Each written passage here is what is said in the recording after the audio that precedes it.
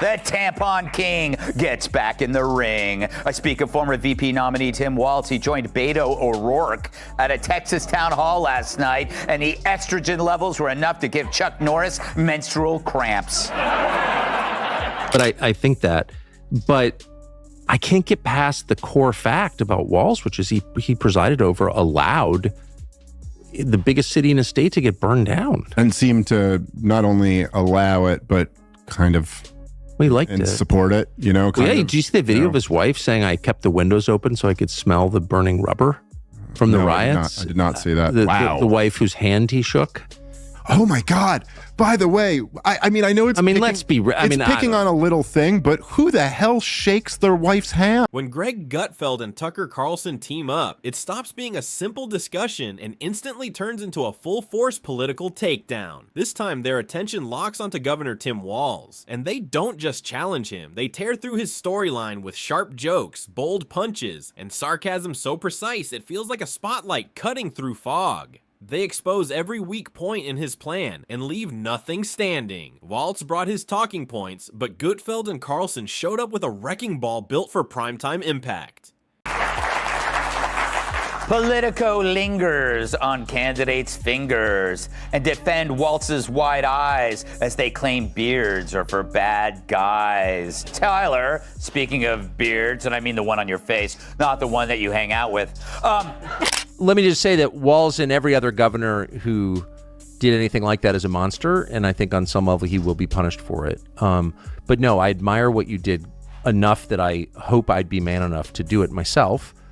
I took minor risks during COVID by pointing out things that seemed true to me, but I didn't do anything that heroic. I think it's absolutely essential. Clearly, we're moving toward an authoritarian state. I think we've already arrived. I think your life is a testament to that. Greg Gutfeld and Tucker Carlson never wait for permission to roast a politician, and this time the target practically walks onto the stage asking for it. Minnesota Governor Tim Walz steps right into the spotlight, a man who insists he's the steady adult in every room while acting more like someone who accidentally locked himself inside the liquor cabinet and blamed the door. For Gutfeld and Carlson, this isn't work, it's entertainment, a challenge they treat like a competitive sport with extra sparks flying. Wait, you lost because you weren't woke enough? That's like telling Joy Behar she's not eating enough Doritos. That's like Jasmine Crockett saying, I gotta black this up. That's like Bud Light saying, hey, you know what? We could use more Dylan Mulvaney. It almost feels like Waltz handed them a piñata with his own name taped to it, blindfolded himself, spun around twice, and dared them to swing as hard as possible.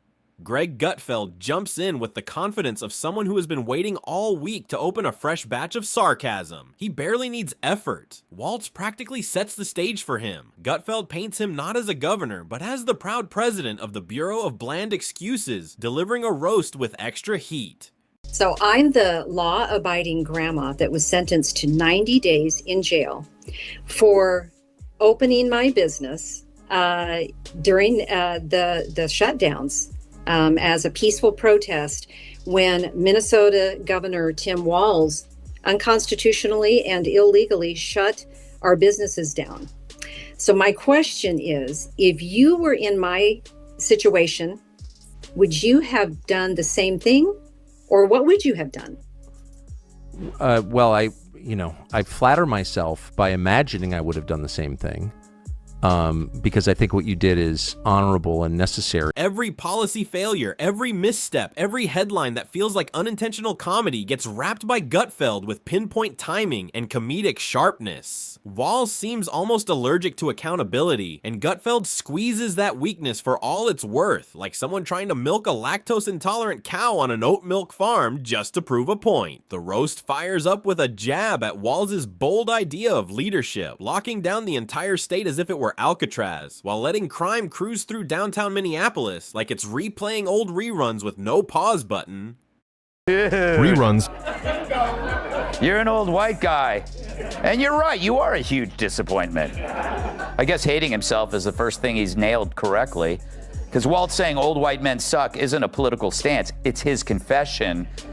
Waltz calling people old and white is like Maxine Waters making fun of someone for shopping at Wigs R Us. Gutfeld spotlights the absurd reality of a governor who treats criminals like misunderstood poets while treating law-abiding citizens like kids running around without supervision. It doesn't feel like policy. It feels like performance art gone completely off script, and the public reviews are brutal. 1 star, absolutely not recommended. Gutfeld then tears into Walz's love for double standards, especially during the pandemic, where Walz handled restrictions like a DJ at a chaotic rave, turning them up, down, sideways, and remixing them by the hour. He shut down small businesses with the cold precision of a collector settling old debts, yet somehow kept the giant retail chains open, as if viruses politely refused to enter a Walmart. Gutfeld doesn't just laugh at the inconsistency, he turns it into a highlight reel of political hypocrisy that hits harder than a late-night monologue fueled by 2 strong espressos. Then he shifts to education, unloading on Walz's record like a substitute teacher finally losing patience, pointing out how Minnesota classrooms turned into places focused more on feelings than actual facts.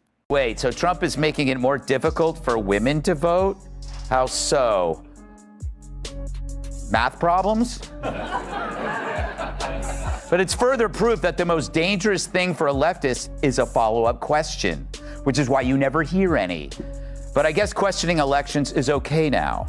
But the best moment came when Waltz forgot who he is. Gutfeld mocks the idea that equity has become the new math, where 2 + 2 magically equals whatever keeps everyone comfortable, no matter how wrong it is. Waltz's education policies, he argues, feel like handing out trophies just for showing up to a Zoom call, turning achievement into a participation contest rather than real learning. Switching gears, Gutfeld moves straight into Walz's so-called economic strategy, or as he suggests, the lack of one. Under Walz, Minnesota slowly transformed into a case study on how to turn steady growth into full-blown anxiety, with taxes climbing like cats scrambling up a curtain and businesses fleeing as if they caught a hint of smoke. Gutfeld labels it a masterclass in economic repulsion, almost as if Walz ran a simulation on driving out innovation and mistook the failure alerts for signs of victory. What the state needed wasn't a governor, it needed an exorcist to chase out the chaos. By the time Gutfeld finishes, Walz looks less like a leader and more like a real-time example of how far mediocrity can rise when wrapped in a friendly smile. And just when the room settles, another wave of sharp punchlines drops like anvils, fast, heavy, and impossible to dodge, right before Tucker Carlson steps in for round 2. 5 years ago this summer, George Floyd, a convicted felon, OD'd on fentanyl outside a convenience store in Minneapolis, and the country changed forever. 5 years later, Tim Walz is still the governor. Keith Ellison is still the attorney general. The cops who were falsely convicted of murdering George Floyd are mostly still in prison. But what happened in Minneapolis itself? Well, it's been wrecked. And no one has said a word about it. But I just wonder about this story in particular. Did he have contact with Walz? Do we know that Walz ever, has Walz said, I met this guy ever? Tucker explains how Walz shut down churches but kept liquor stores open, sending the strange message that faith was somehow dangerous while vodka was considered essential. And he highlights the tightly controlled tone of Walz's press briefings, where citizens were practically told what to think, what to fear, and even when they were allowed to step outside, turning the state into something that felt more like adult daycare with an Orwellian twist. Tucker describes Walz as the kind of leader who acts like people should ask permission just to breathe, and maybe even submit a form before sneezing, with every new rule wrapped in quiet fine print that basically said, just trust us, even though Carlson has never trusted bureaucrats wearing clip-on empathy. Then he cuts into education, examining how ideological lessons replaced real learning until scores collapsed, calling it indoctrination disguised as reform, and pointing out how teaching kids to dislike their own state history does nothing to prepare them for life. To him, Walz represents the most frustrating kind of leadership, bland, smug, and obedient to elite consensus, a hall monitor with a pension instead of a true governor. And Tucker strips away the polite Minnesota exterior to reveal a soft authoritarian streak underneath, the kind that smiles while signing orders that quietly make life harder for regular people, all while he chuckles instead of shouting, making every critique land even sharper. Well, this is what's interesting.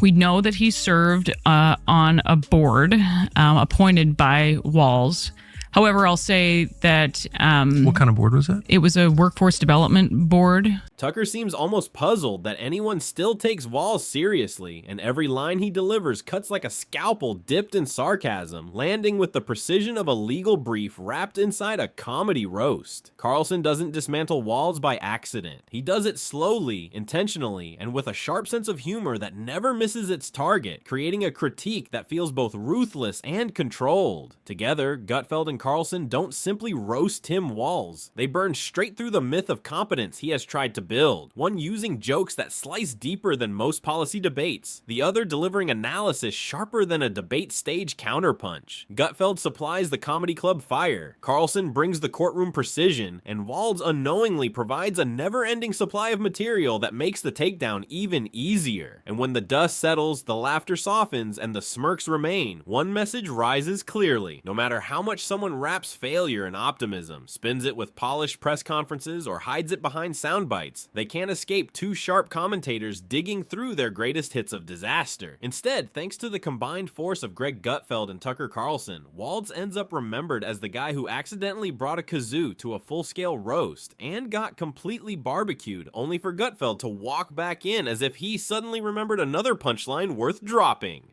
Are people misreading Tim's odd greeting? The man of the hour, Tim Waltz, brings us our second video of the day, and he's got a very weird way of greeting his wife of 30 years. Roll it.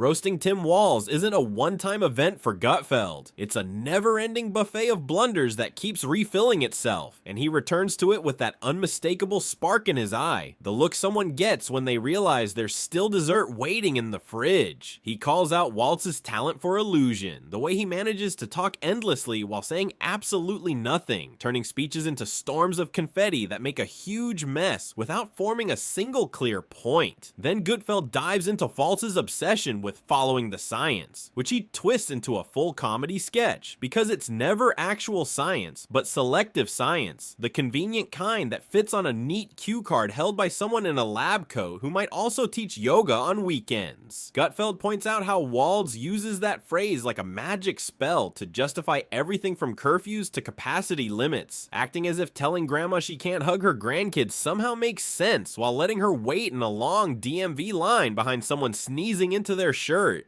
Under Walz, Minnesota turned into a testing ground for every half-formed climate idea passed down from people who think real work is posting colorful infographics on social media, leaving the state stuck in a cycle of experiments that rarely delivered anything but frustration. His wedding anniversary, they were married 5 years after Tiananmen Square, and he picked that date because it was a date that they would remember, he and his wife. What? Who does that? Tiananmen Square? Correct. The tank crushing the lone protester? That's... Their wedding anniversary. And they went to China for their honeymoon. Come on. You're sure he picked the anniversary? They've talked about this of Tiananmen Square? Interviews. Yeah, this is in newspapers. But Tiananmen Square was a massacre of peaceful protesters. I know. Do you think they picked it to, like, in the memory of those brave souls who died opposing the machine? They haven't said that. Oh my God! Tucker points out how the governor pushed green energy plans that somehow ended up both expensive and unreliable, creating a system that looked good on paper but fell apart the moment real pressure hit. He notes that Walz talked endlessly about sustainability while governing like someone who refuses to look in a mirror, ignoring the flaws piling up around him. The state's power grid buckled faster than his spine at a teachers union meeting, and when the lights went out, both literally and figuratively, Walz acted as if nature itself had betrayed him rather than admitting the policies were a mess. Tucker then pulls on the thread of Walz's cozy relationship with unions, explaining how the governor managed to turn certain government positions into protected status symbols, while the private sector was left gasping for air like a fish struggling on a sidewalk. One of them, Politico says, is like Waltz's wide eyes showed his passion and emotional intensity. Can we show that? There is his wide eyes. That humans would widen their eyes to convey that danger is close. What emotion are you getting from that? Sorry. Still. That was every... Carlson breaks down the economic chain reaction Waltz created, showing how small businesses were thrown under the metaphorical bus in the name of fairness, only for that same bus to crash off a cliff and somehow be blamed on capitalism instead of the policies that caused it. He calls the whole situation a form of improvised theater with real-life consequences, leaving ordinary people to deal with the fallout while leadership shrugged. Gutfeld jumps back in by targeting Walz's social media presence, or rather his complete lack of awareness online, saying every post feels like an uncle who just discovered Twitter and decided to live tweet a town hall about watching paint dry. It's all image and no substance, like a political mannequin programmed to deliver mild applause lines without offering anything meaningful. Carlson closes with a sharp reminder that the real tragedy is Walz genuinely believes he's doing good, even as he steers the state deeper into mediocrity, not from cruelty, but from confusing good intentions with actual competence. And when failure finally shows up in measurable results, he blames the rules instead of the blueprint he created. I think more than 100 of these boards in Minnesota. Most of them are voluntary boards. So he was appointed to that board by Governor Mark Dayton, a Democrat, and reappointed by Walz. That expired in 2023. So it is unclear if they ever knew each other. They were on the interesting, Senator Hoffman and Vance Belter were on the same board together. So you would think that they somehow knew each other. Every policy failure, every botched decision, and every headline that reads like something pulled from a satire show gets delivered by Gutfeld with sharp comedic timing and almost surgical precision. Walz seems nearly allergic to accountability, and Gutfeld squeezes that theme for all it's worth, like someone determined to milk a lactose-intolerant cow on an oat milk farm just to prove the point louder. The roast kicks off with a direct shot at Walz's idea of leadership, which somehow involved locking down the entire state as if it were Alcatraz, all while letting crime ride shotgun through downtown Minneapolis like a rerun no one asked for, creating a scene that practically roasts itself.